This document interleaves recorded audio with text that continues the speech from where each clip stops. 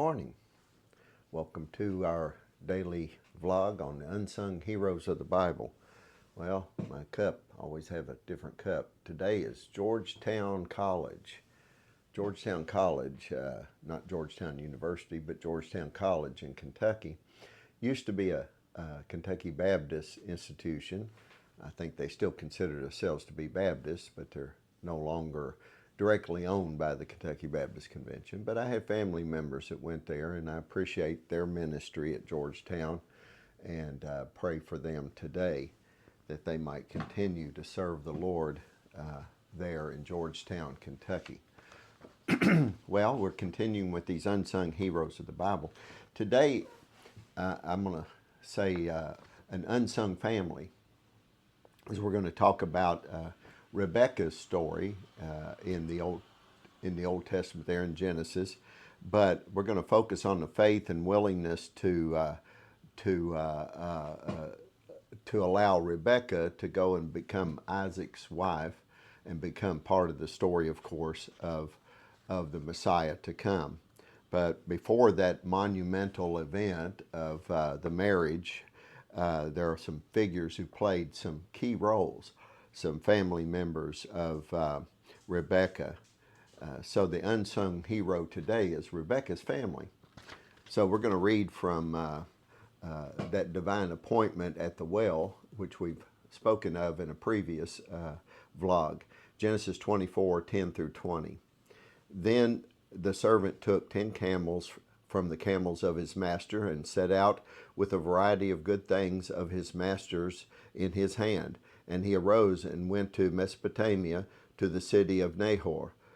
He made the camels kneel down outside the city by the well of water at evening time, the time when women go out to draw water. He said, O Lord, the God of my master Abraham, please grant me success today and show loving kindness to my master Abraham. Behold, I am standing by the spring, and the daughters of the men of the city are coming out to draw water.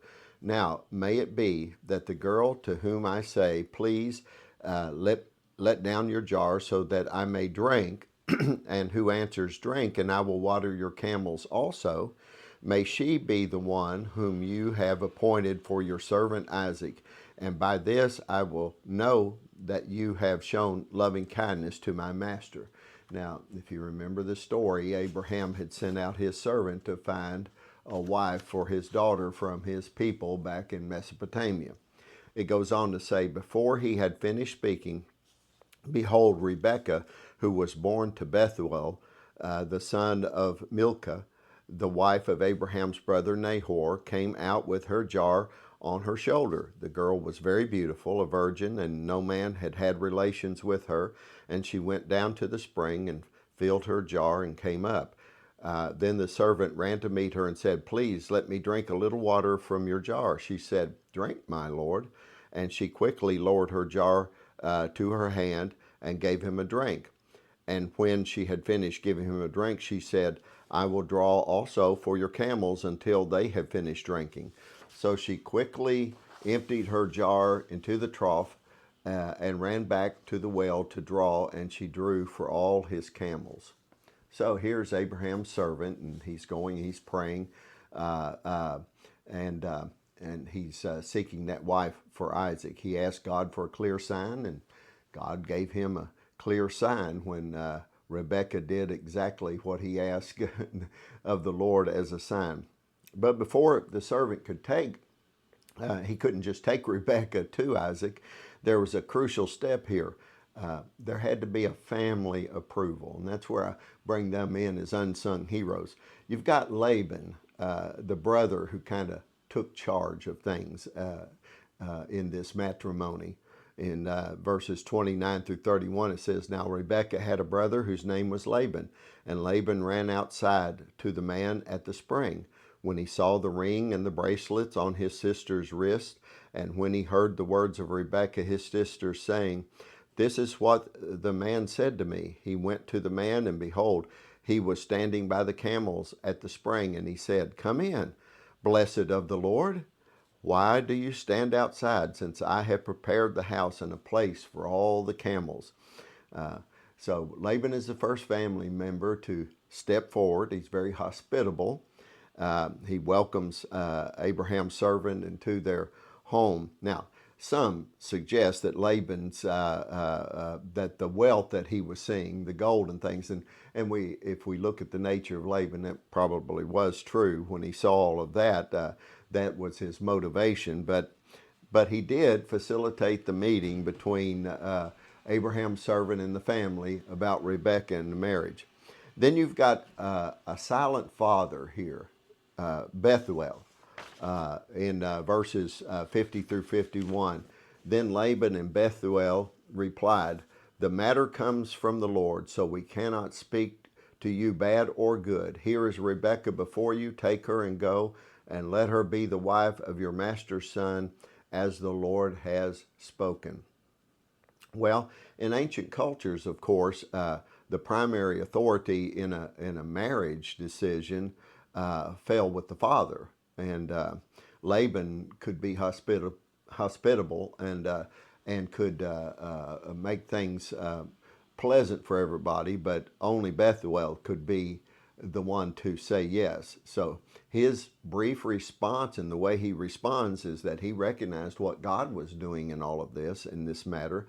And so he gave his blessing right away to Rebekah to go and marry Isaac. Now, Rebekah's mother, we have to commend her too. Mothers have a part in this, and this was going to be sending her off a long distance, her daughter, that is. Verses 55 through 58 says, "But her brother and her mother said, 'Let the girl stay with us a few days, say 10.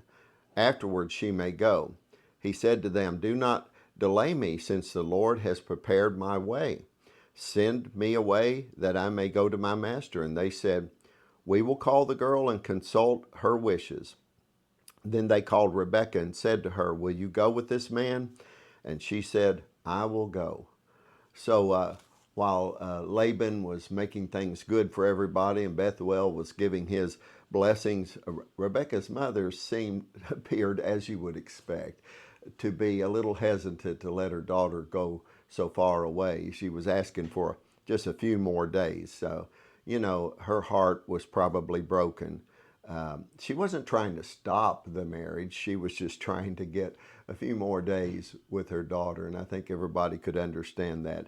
But in the end, she, like her father, gave blessing. She allowed Rebekah to make the decision. So the unsung heroes of Rebekah's family, none of them are the main characters, but they played a role in all of this. Laban, he took charge, he extended hospitality, he led in negotiations. Bethuel, the father, gave his blessing as the father, and Rebekah's mother allowed Rebekah to make that decision. So without their involvement, there could have been some problems or even stalling of God's plan here for the future of the lineage of Abraham. So there's some lessons here I think we can get from Rebekah's family. Sometimes God's plan moves faster than we expect. Like Rebekah's mother wanted to slow it down a little bit, but faith means trusting God and trusting His timing, and that's a good lesson. And family influence can help shape God's will. That's another lesson from this. True faith, as we look at this family, recognizes when to step in, but also when to step out of the way. A family's part in God's plan is very important. Rebekah's family isn't often remembered, but they're key players in this important biblical story of the marriage of Isaac. They remind us that even in the background, we can help unfold God's plan. And I know in my life, God's plan for my life was very much supported and influenced by my family. And I think you probably will know that for yourself as well. Well, thank you for listening today. Appreciate it. And if you like this, make sure you subscribe. Pass it on to other people. If you want to know about Tim Searcy Ministries, just go to timsearcyministries.com. and you can learn many other things that are available to you. God bless you, and have a great day.